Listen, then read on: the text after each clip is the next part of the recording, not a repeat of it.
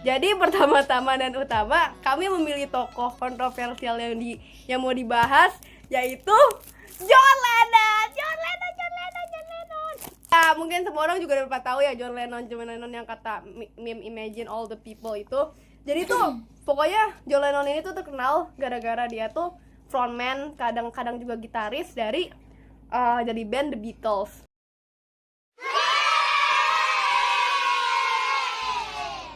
Dan pertama-tama awal kehidupannya itu John Lennon lahir di Liverpool pada tanggal 9 Oktober 1940 dari pasangan Alfred dan Julia Lennon. Dan Julia Lennon ini sebenarnya juga pernah dibikin lagu oleh John Lennon di albumnya mereka, duet album itu ada lagu namanya Julia.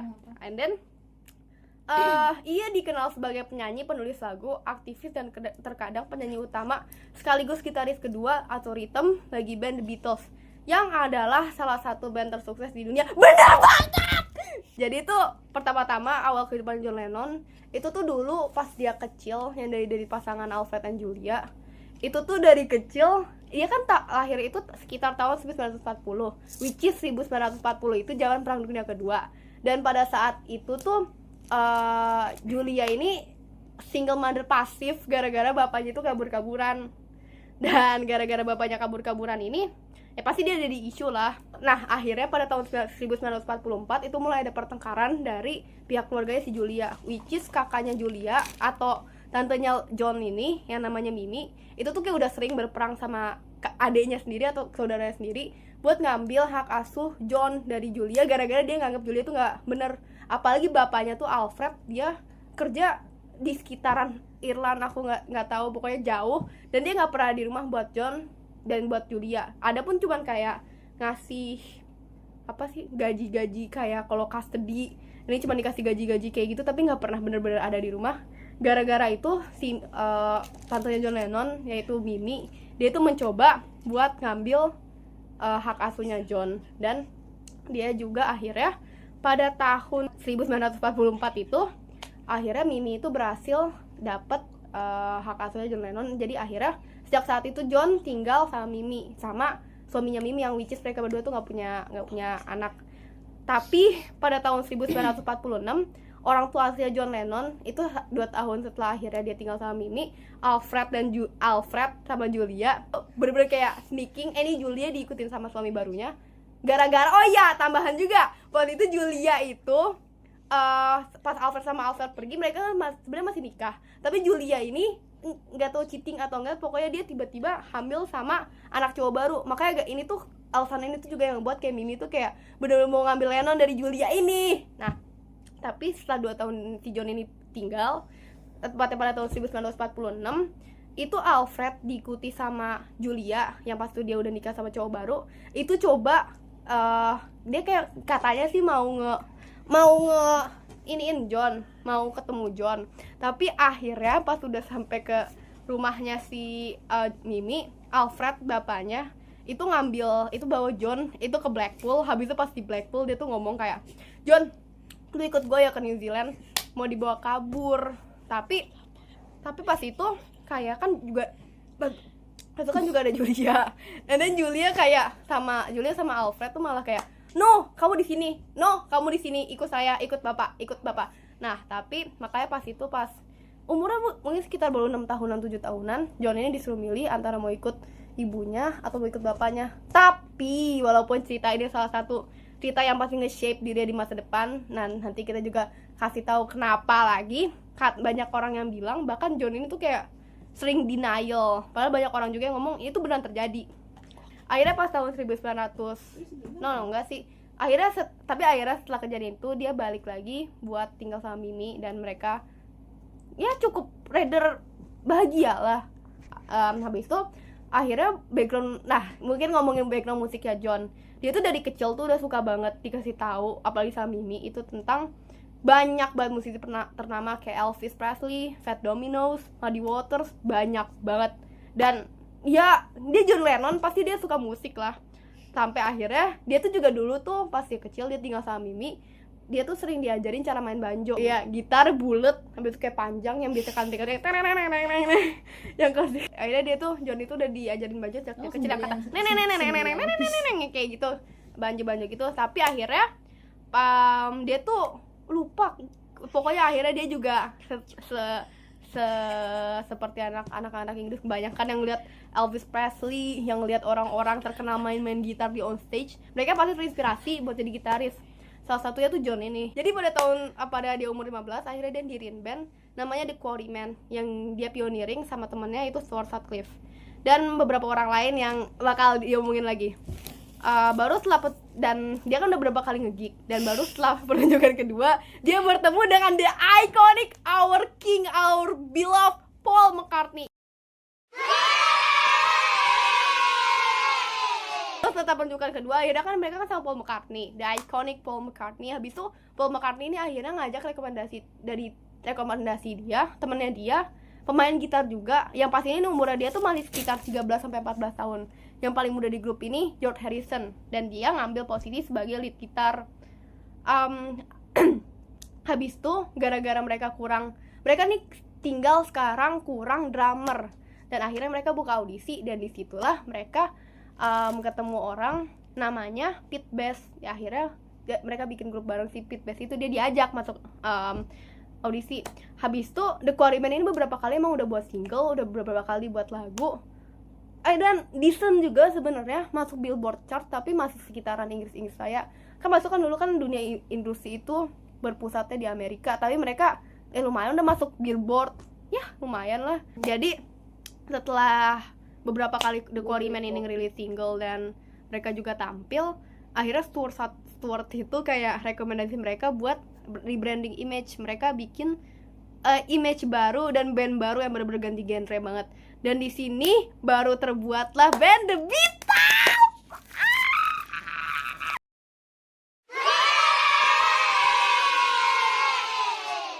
Akhirnya The Beatles ini tuh juga kata-kata dari Stuart Sutcliffe, tapi sayangnya setelah The Beatles ini resmi, ya Stuart Sutcliffe ini tahun 1962 habis The Beatles ini resmi, dan ya mereka juga udah lumayan stabil lah. Stuart ini akhirnya meninggal di umur baru 21 tahun. Yang which is itu jelas-jelas impact banget ke John, gara-gara Stuart ini kayak temen deketnya banget. Baru setelah beberapa lama itu mereka go on dong tanpa Stuart. Akhirnya mereka tuh kayak di small gig. Nah, habis si Stuart meninggal, itu akhirnya mereka tuh rebranding lagi, kan mereka udah jadi Beatles. Akhirnya drummer mereka Pete Best dianggap John, Paul, and George itu kayak, ya ini orang gak bagus. Akhirnya bener-bener dia diganti. Tiba-tiba kayak di satu studio session sendiri, dia tuh lagi keluar, si Pete Best lagi keluar, mereka tuh nelpon orang namanya Richard Starkey. Nah, habis itu pas Richard main, mereka kayak wow, absolute cinema. And then mereka kayak ini orang bagus. Akhirnya mereka ngerekrut orang itu, si Richard Starkey, ke band mereka buat liteling gantiin Pete. Ya, kayak gitu. Dan Richard Starkey ini akhirnya ganti nama panggung menjadi Ringo Starr. Dan akhirnya line up iconic for Beatles akhirnya resmi dimulai. Yeay! Setelah Ringo masuk, mereka membawa seorang manajer yang akan melesatkan karir mereka untuk meroket, yaitu Brian Epstein. Nah, di tengah-tengah karir mereka yang meligit di antara tahun 1960 awal, John memutuskan untuk menikah dengan pacar dari kuliahnya, itu Cynthia Powell, pada 1962, karena menurut kabar yang beredar saat mereka masih berpacaran, Cynthia hamil dan respon John saat itu hanyalah berkata untuk menikahinya. Selama kehamilan Cynthia, John sibuk dengan urusannya menjadi nama paling terkenal se-Ontario Britania Raya, seperti melakukan tour, membuat album dan single-single baru, dan melakukan interview. Itu semua menyisihkan waktu yang sedikit baginya untuk pulang dan menemani Cynthia. Pada saat kelahiran anak pertama mereka, Julian, John baru bisa melihatnya beberapa hari kemudian, dan tak lama kembali menjadi orang yang tidak pernah di rumah. Walaupun saat itu mereka sering bertukar kabar lewat surat-surat, tetap saja ini sangat-sangat red flag. Dan seiring berjalan karirnya John Lennon di The Beatles, namanya makin saja tambah terbakar ketenaran sejak dimulainya kunjungan mereka ke Amerika. Semua hanya semakin membuat nama The Beatles terkenal di mana-mana. Tetapi meskipun begitu, John yang memang dari awal terlihat dan dikenal sebagai anak pembangkang, memanfaatkan posisinya sebagai nama populer di masa itu. Dan hal pertama yang membuat namanya mendapatkan kesan yang buruk adalah bahwa pada tahun 1966 di sebuah interview John mengklaim bahwa The Beatles lebih terkenal dan besar dibanding Jesus. Apa Dim? Ini fotografi tentang kontroversi John yang kata dia ngomong Beatles are bigger than Jesus. Beatles is bigger than Jesus. And then semua orang kayak, yo, this guy stinks. And then mereka semua kayak ngebakar. Ya ini semua yang dibakar ini albumnya ya. Padahal aku mau. Ya. Look, this is album with the Beatles and dibakar guys. Dibakar. The Beatles are dull and ordinary. Dull and ordinary. Yeah, whatever. That's an insult, guys. Yeah, that's an insult, everyone. Dan bahwa agama akan meleset jatuh tergantikan oleh rock and roll. Tentu saat ini memiliki dampak yang sangat besar bagi citra The Beatles yang membuat seluruh orang-orang tepatnya di Inggris dan Amerika melakukan protes besar-besaran untuk memboikot The Beatles dengan cara membakar piring hitam, poster-poster atau apapun yang terhubungan dengan The Beatles. Dan mungkin bisa dibilang ini mirip dengan cancel culture saat ini. Namun untuk menenangkan situasi, John dengan cepat meminta maaf kepada publik dan meng-cancel jadwal-jadwal konser mereka. Mungkin kejadian ini juga membuat The Beatles jarang melakukan pertunjukan live sejak itu. Ditambah lagi pada tahun 1968, John memutuskan untuk bercerai dengan Cynthia karena Cynthia menangkap basah John sedang berduaan dengan perempuan lain, yaitu Yoko Ono, yang ditemui John setahun sebelumnya saat Yoko sedang membuka galeri seni di London. Sejak hari pertama mereka bertemu, John mengaku sudah jatuh cinta kepada Yoko. Begitu juga sebaliknya, yang kemudian mereka menjalin hubungan gelap di belakang Cynthia. Dan akhirnya John menikahi Yoko setahun setelah bercerainya dengan Cynthia dan meninggalkannya bersama satu-satunya anak mereka, Julia. Julia sendiri bertumbuh hanya dibesarkan oleh ibunya sendiri, bahkan sebelum perceraian mereka berdua. Dan ia sepenuhnya tahu bahwa ayahnya adalah John Lennon, salah satu orang paling ternama di dunia. Yang membuatnya juga sangat kesal bahwa John seringkali mengumbar-ngumbar tentang kedamaian dunia tetapi selalu absen dari rumah tangganya. Dan karena melihat kondisi rumah tangganya John yang berantakan, teman baiknya Paul McCartney beberapa kali mencoba menggantikan John menjadi sosok ayah baginya dengan sering mengirim surat-surat kepadanya, bahkan membuatkan lagu untuk menghiburnya. Salah satu lagu The Beatles paling terkenal yaitu Hey Jude. Ironisnya, pada saat Paul mengenalkan lagu itu kepada sisa anggota bandnya yang lain, John sama sekali tidak sadar akan arti dari lagu yang dibawakan Paul, malah ia mengira Jude adalah inisial nama untuknya. Tak lama setelah menikah dengan Yoko, The Beatles dibubarkan. Dan semua orang menyangka itu semua disebabkan oleh John dan Yoko, dikarenakan sejak awal mereka mendirikan The Beatles, keempat dari mereka memiliki janji bahwa tidak diperbolehkan membawa pasangan ke dalam studio rekamannya. Yang tentu, setelah bertahun-tahun mengamalkan janji itu, John tiba-tiba membawa Yoko masuk ke dalam studio, bahkan membiarkannya menginap. Dan saat itu awal mula keretakan hubungan keempat dari mereka dimulai. Sebenarnya bukan karena Yoko, tetapi karena mereka sendiri, seperti Paul yang dianggap terlalu perfeksionis dan mengambil alih, atau George yang bahkan sudah sekali keluar di tengah-tengah sesi studio, tetapi berhasil dibujuk mereka semua untuk kembali. Ya, tetapi The Beatles tetap sudah resmi dianggap bubar sekitar awal tahun 1970-an, dan mereka semua memulai karir solo sendiri-sendiri, termasuk John yang memfokus mengukir namanya menjadi artis solo dan aktivis yang seringkali turun ke jalan untuk melakukan demonstrasi dan membuat lagu-lagu yang dibumbui lirik protes, yang semua itu dilalui bersama Yoko. Selama periode ini, John selalu digambarkan media sebagai orang yang antisemit, manipulatif, dan tidak kira-kira dalam menggunakan obat-obatan terlarang. Maka dikatakan ia adalah orang yang mengenalkan obat-obatan pada anggota The Beatles lain dahulu. Balik lagi kepada Adila aja Sofia Dias, Press John Lennon nomor 1 di dunia. And then sampai allegedly kalau John Lennon itu yang pertama kali ngenalin tentang narkoba kepada The Beatles, sisa yang lain. Meskipun begitu, pada sisi lain sebenarnya tuh John ini dianggap sama orang-orang sekelilingnya, walaupun dia emang red flag, dianggap juga sebagai orang yang gak takut sama media. Dan dia kan selalu digambarkan sebagai orang yang selalu kontra pada pemerintahan, dan dia juga suka bikin lagu protes. Mungkin lagu protes John yang paling terkenal itu Imagine itu lagu protes, atau mungkin The Luck of an Irish, ya itu juga lagu protes. Sisanya ya gitulah, dia sama Yoko tuh setelah dia keluar dari Beatles, mereka tuh fokus buat bikin lagu-lagu kayak gitu, protes atau enggak love song antara mereka satu sama lain, karena mereka sering banget collab. Dan mungkin juga sifat John yang kayak gini tuh bisa dikreditkan kepada lingkungannya dan banyak hal yang terjadi kepadanya. Contoh paling ketaranya itu figur seorang ayah yang absen dari kehidupannya. Emang dulu tuh suami dari Mimi selalu ada untuk dia, tapi itu sebenarnya kan dia tahu ayahnya ada, tapi ayahnya emang choose buat nggak ada buat dia. Dan jika seorang dalam situasi tersebut, mereka pasti punya dua pilihan. Itu pilihan pertama, mereka nggak mau ngulangin yang terjadi kepada mereka dan be a better father. Atau yang kedua, ya mereka emang nggak tahu aja cara jadi orang tua yang benar tuh kayak gimana.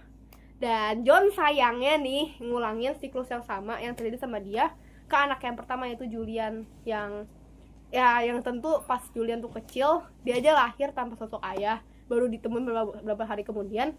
Dan Julian itu ditinggal John, dia muter-muter tur dunia kemana-mana. Abis itu, tapi baru banget setelah dia dan Yoko menikah, mereka itu kan punya anak mereka itu dinamain Sen, Yokole, siapa sih? Ya, Sen. Mereka tuh akhirnya punya anak dinamain Sen. Nah, akhirnya pas setelah Sen ini lahir, John tuh mulai mencoba buat bener-bener tobat dan rebranding dirinya dia sendiri menjadi orang tua yang baik. Dia tuh bahkan selalu ada buat Sen, dan dia tuh juga bahkan kayak nulis lagu buat Sen. Yang mungkin salah satu lagu paling terkenal John Lennon yaitu Beautiful Boy, Darling Boy. Dan ini tuh bener-bener lagu tribute buat Sen, dan sumpah ini sedih banget lagunya, gara-gara dia pokoknya nanti tonton aja, itu bagus banget tuh lagu.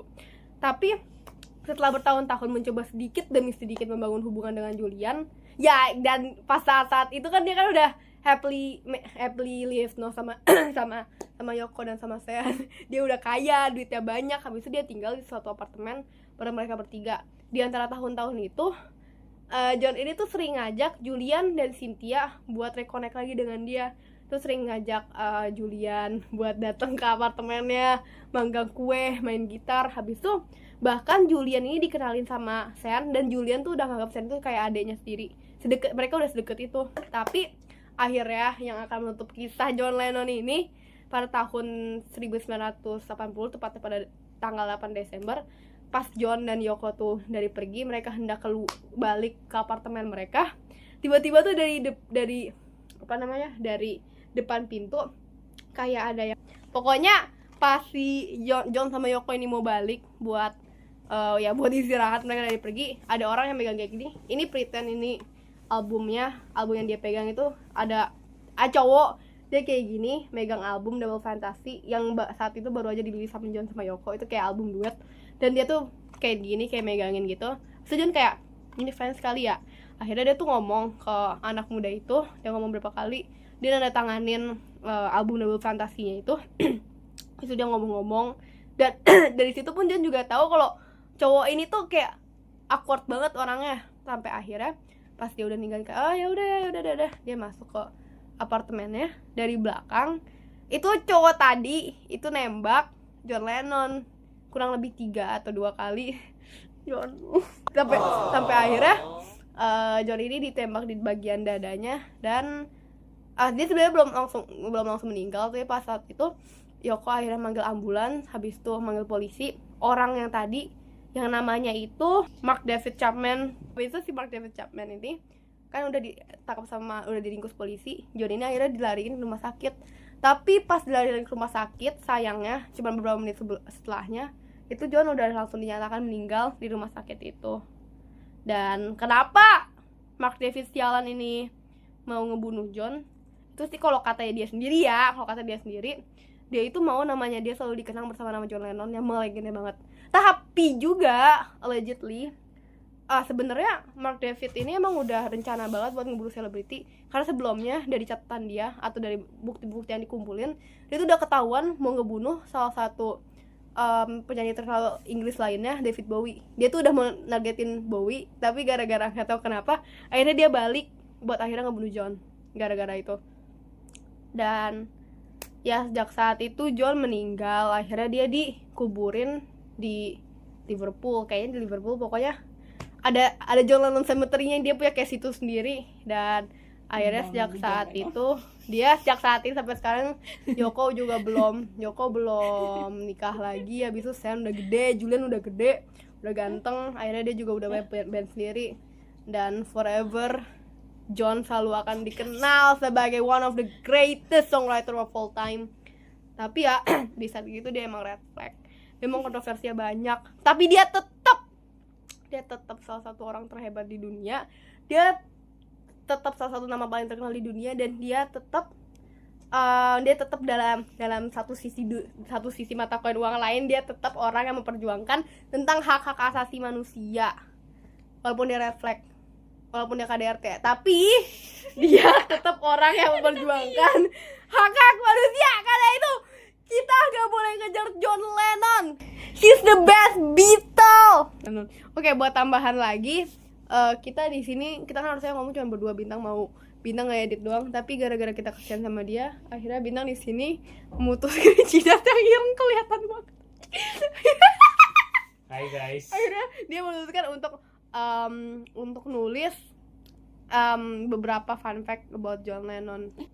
This photo was taken by Linda McCartney, Paul McCartney's wife, from inside their car. Day after Lennon's shooting incident was published. From it, Paul was seen buying a newspaper article about his best bud's death. I'm crying so hard. This is so sad. Dibaca. Oke, fact kedua, Bintang. When the almost dying John was in hospital, people said that at that certain time, the Beatles song All My Loving was playing across the room. So many people believed that before his death, this song was the last thing he heard, and I never listened to this song without crying. This is not fair. John, why are you dead? When it's the time he finally did something good, someone just shoot him straight in the chest. This is not fair. Oke. Sekian Mungkin dari kelompok Bok Adima, Emira, Alatus, Bintang, dan John Lennon dan The Beatles, kita semua mengucapkan terima kasih telah mendengar ratingnya, dan terima kasih jika kalian semua udah mengerti tentang John Lennon. Terima kasih semuanya. Bye bye. Peace and love.